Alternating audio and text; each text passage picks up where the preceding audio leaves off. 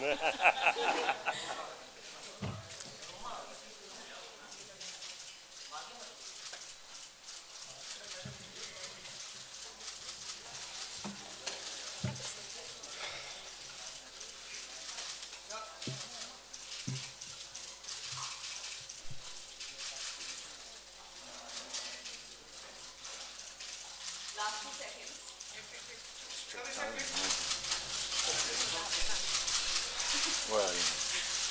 it reminds me of 8.5. Thank you so much. Thank you.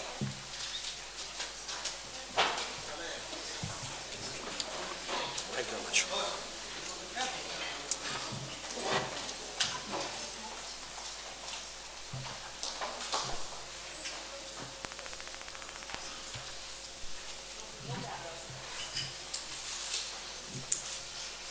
Thank you, Jan.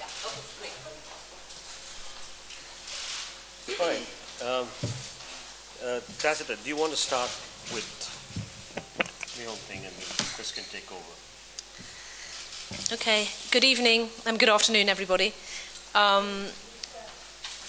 We're very happy to be here and we're very much enjoying ourselves in Mumbai. We've just come from our roundtable discussion. This is something that we initiated in 2015 in the Getty Research Institute in Los Angeles.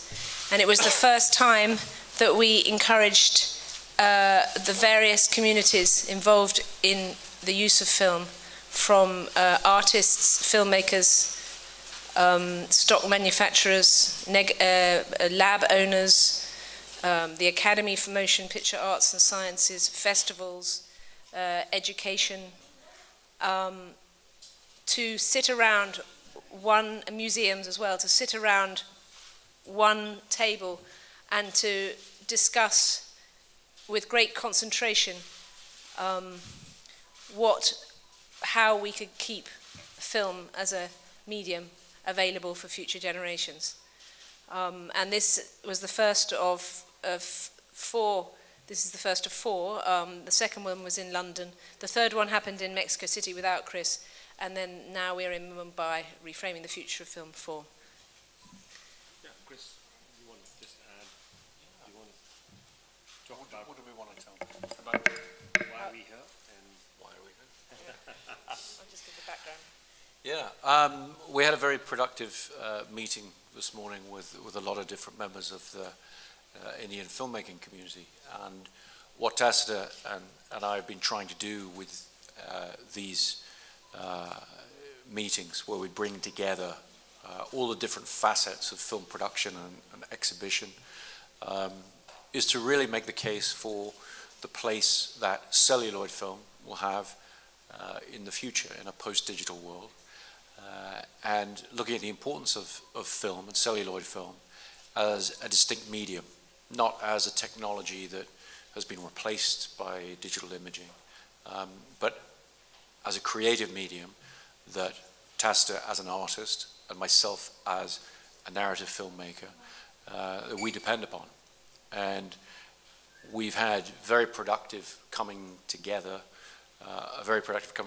in different filmmaking communities around the world, as Tacita said, starting with Hollywood, and then going to Britain, and now coming here to the largest film industry in the world, and really trying to engage filmmakers in this discussion about how we can maintain and improve and continue to enjoy a celluloid, photochemical, analog infrastructure for filmmaking. And the significance really of doing this with the Film Heritage Foundation is that this also has a very, very important part to play in preserving for future generations the history of film, and obviously in this case the history of Indian film, for future generations to be able to experience the way that those filmmakers who made those films originally intended, by promoting film print screenings, by being able to properly preserve and protect the works of the past, and make them available to the audiences of tomorrow. Yeah, thank you, Chris, and thank you, Tacita, for being with us for this wonderful session we had. For the media, if you're interested, it was a very great mix. I think for the very first time, we had such wonderful people from different aspects of creativity coming together, whether you had the director Sabyasachi Mukherjee or Tasneem Mehta from the museums, or you had Shah Rukh Khan and Mr. Bachchan, or you had the exhibitors from Inox, PVR, even from SP Films from the South, or some of the big DOPs, Santosh Sivan, Sudeep Chatterjee, Jaya Bachchan, Anupama Chopra, Siddharth Roy Kapoor. And I think what is very important as a film preservationist and also as a filmmaker, because I've shot everything on celluloid in whatever I've shot with, is that we are fighting a battle to save celluloid films in India, where people are disbanding those films. People are not realizing the importance of celluloid. And when you have two such great advocates who are talking about coexistence with digital format, coexistence in projection, coexistence in every aspect as a medium of film, it just strengthens our advocacy for celluloid as a preservation tool. I mean, we shouldn't forget in India, till 2014, we were still shooting on film. I mean, when I shot Celluloid Man, I was so interested that it should be shot with different cameras. So I actually shot on every possible camera which existed, whether it was Super 8, 16, even a 70 Panavision, every possible. And it was because I wanted to experiment, because I knew that I'm dealing with a history of films. And with the history of films, what is fascinating for me is the transition of different periods which we have gone with, formats and the change we've seen in terms of celluloid. And I wanted to have all that in one film because I didn't know when will I get a chance to shoot different formats and different films. And I think that challenge to preserve different formats, the different forms of celluloid, I think that's something which is a challenge even now for us, because people are sort of digitally transferring films in a sort of format in India, especially for India, where everything is called HD, and we are disrespecting the aspect ratios. So for me, this dialogue was of utmost importance in projecting film, in shooting in film, and more importantly, for preservation. We have been reading reports everywhere of how many films are being lost or thrown, or I visit godowns and, you know, you're just seeing a sad way celluloid has been neglected and people have just moved on. So I hope their advocacy will help us to preserve this long history. I mean, till 2014, we were shooting in celluloid. Do you want to throw that away? So let's preserve that. Yeah. So that's what we were talking about. Yeah. Anything? So do we take questions or we carry on? Yeah. Ira, do we take? That's it? Yeah.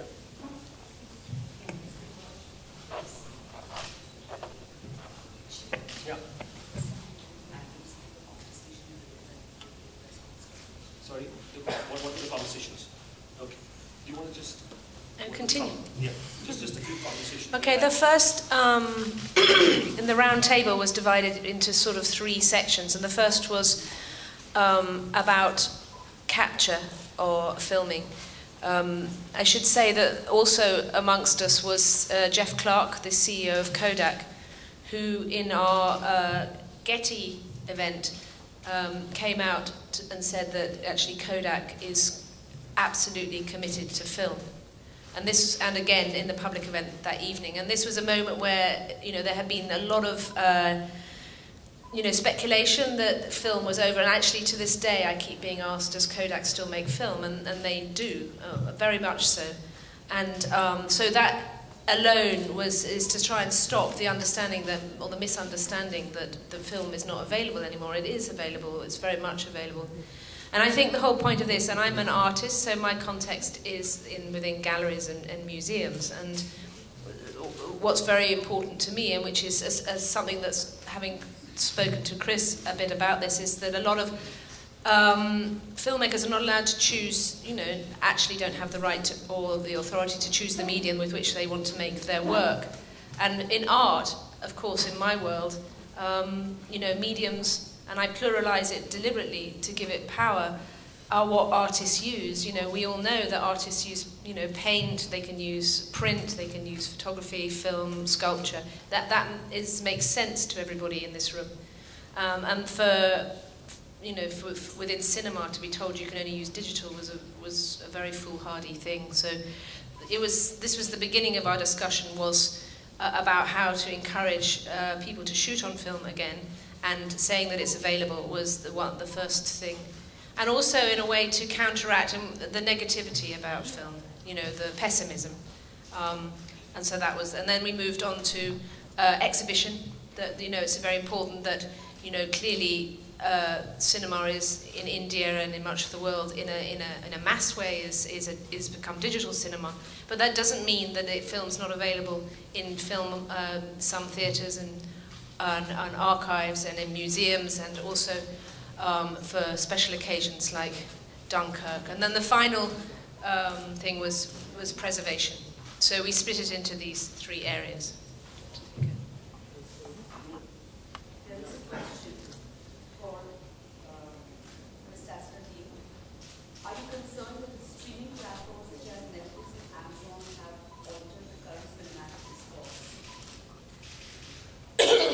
Funnily enough, I don't think I should be the one answering that question, because I show in museums and galleries, and my desire is for the works that are made as artworks are not in any way digitized, because for me a digitization of a film made by an artist in an art museum is a facsimile and not the original. And we've talked about this a lot, but in the art world, the word, we use the word medium, we use the word medium specificity, which means that if you go and see a painting, it is a painting. It's not a digital copy of the painting. And the museum is the place that protects the original object. And we have to apply those rules within museology. We have to also apply them to within cinema. But I'm not the person to answer about streaming, of course. It's more for Chris, I think. No, but there's a part to the question. Oh, sorry. Probably the one that points that you covered, which is the debate is moving from mediums to exhibition platforms, from film versus digital versus theatrical. Say that. Well, for a start, we're going to stop talking about film versus digital. This whole reframing the future of film is to start bringing in film plus digital. We're living in a landscape where we can have both. Everything is about choice. So it's very strange on this one issue we should be reduced to just one option again. And it's all about choice. So I don't know if that answers the question, because I didn't quite hear it. Because as an artist, you should have the choice to decide the medium you want to shoot on. And that's what the dialogue is all about.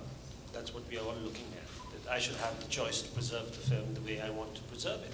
And I'm sure if I've made a film, I don't like to see celluloid, man. I try to push. I remember when it was chosen in Telluroid, and we had great friends there, and they said, it's too expensive to ship the print. I said, I'll offer to pay for it. But I'd rather have you watch in the way I've shot the film. And that's what we all aspire to be as creative people, is that we want the original format in which way we have shot the film to be seen in that.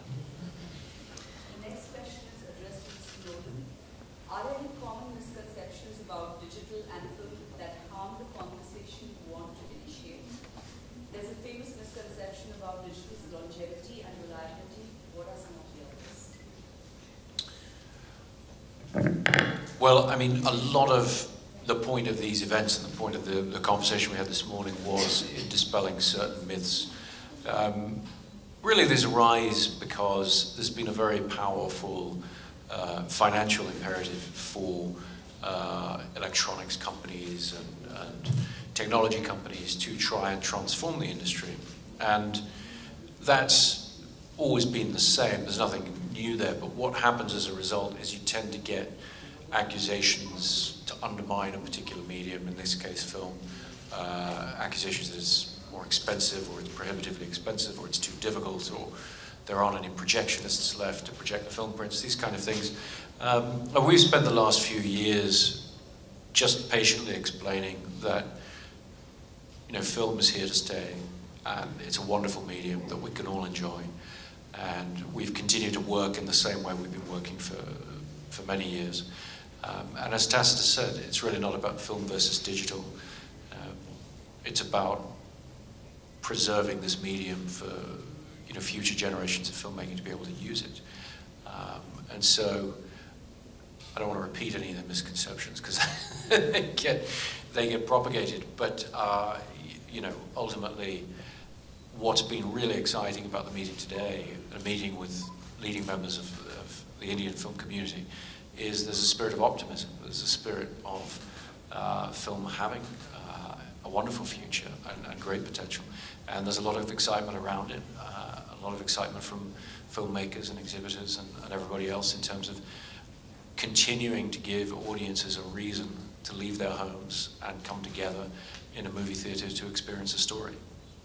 Thank you so much. You know, I just want to add that just after the meeting, two DOPs have confirmed, and they have said that they're very sure they're going to go. Sudeep Chatterjee, who shot Padmavat and who shot all Bansali's films, and you also had Santosh Sivan, who's going to be shooting his next film, on celluloid. So I think the meeting translated into even someone like Shah Rukh, who was there. He had his own great opinion. He's messaged me, and he's sort of so excited about the fact that this medium is something which he thinks should be there for all of us, and we are all very excited about it. And actually, I just want to say something more about the poetics of the medium. I felt very strongly this morning, it was quite an emotional meeting, because there was actually around that table a profound understanding of the qualities and the nature of film, which almost every person felt. And, you know, film is a different medium. I could not make my work with digital, and I work with all the, you know, what I call the disciplines of film. So, you know, and for me it's about the poetics of the medium. I'm into chemistry and into the light and into the magic and the blindness and all such of this wonderful medium. And it was a very, very strong sense today, I thought, that everyone kind of understood the sort of fundamental differences of this medium from a digital medium. So it's not like we are in any way trying to go back. We're actually trying to go into the future. And my aim, my personal aim, is that I want it to become normal to shoot film. I want it to be normal. I don't want to be, I mean, we both don't want to be doing this in 15 years' time. We want it to be normal. We don't want to have to, you know, that artists and filmmakers don't want to have this resistance anymore, because it's just there and it's fine. Let it just be normal. In this discussion that you had at the round table, and there was probably every representative from every field, like scholars and filmmakers and viewers, how does the viewer fit into the conversation? Well, I mean, very much so, actually. And I don't think we should underestimate the viewer, because I know from personal experience people that will cross cities to go and see a film projected as film, because the experience is different. And I know that's exactly what... I mean, you wonder about the Dunkirk screening. I was just giving that example. 70 mm Dunkirk screening, IMAX Madala, and 35 mm Interstellar at Liberty. It took 10 minutes, just 10 minutes, for the tickets to be sold, because it was just about 70 mm. People want to experience, to see a film the way the creator had created it originally. And I think that's the respect which we must have, and we must feel for it. So here you are. I mean, if Chris wants to add to that. It's also a good film, give it a break.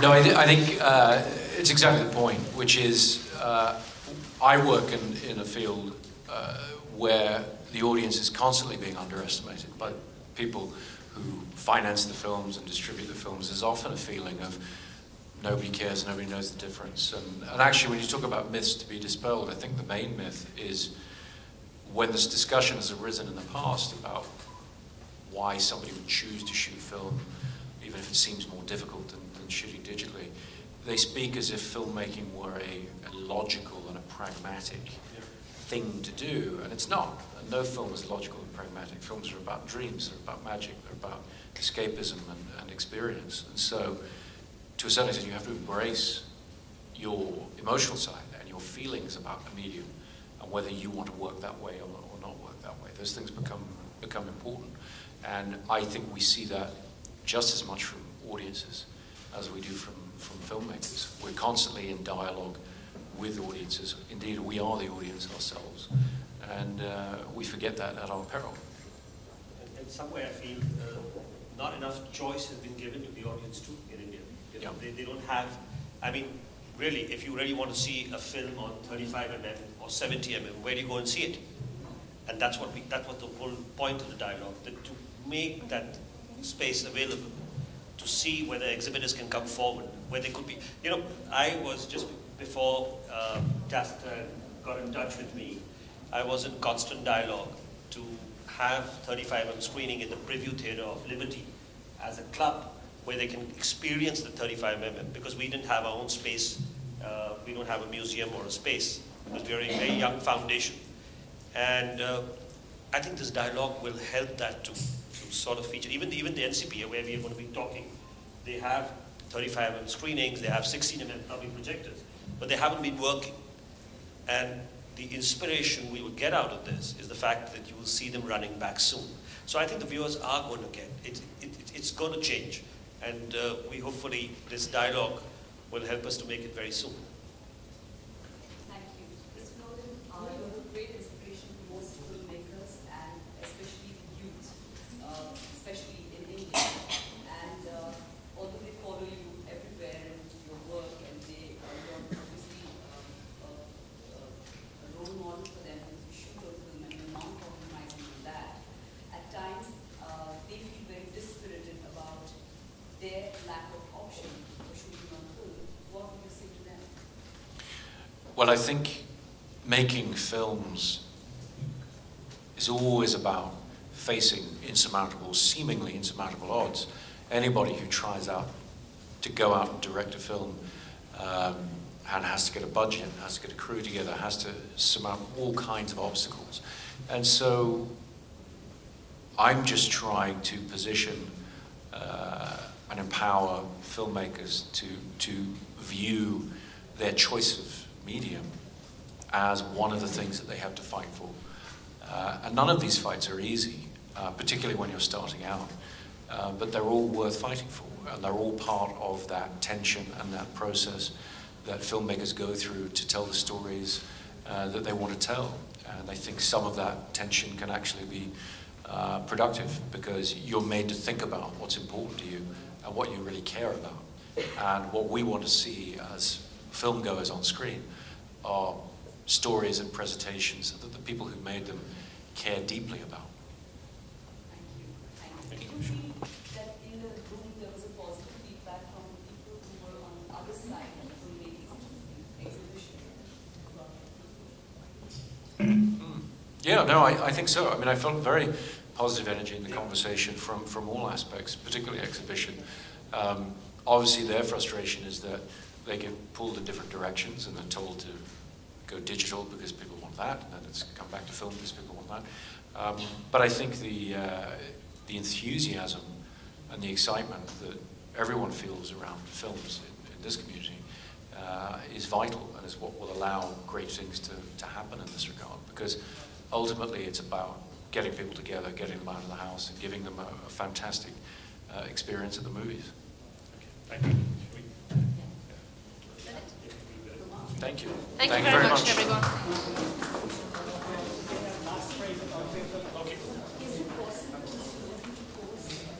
दादा थोड़ा नीचे हो जाओ ना चैन थोड़ा नीचे चैन थोड़ा पीछे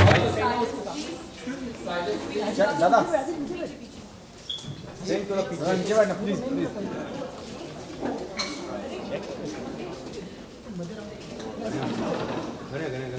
दादा अभी गाड़ी चला रहा गनिया हमारे गनिया प्लीज हाँ गणेश प्लीज थोड़ा दादा बैठ जा प्लीज दादा बैठना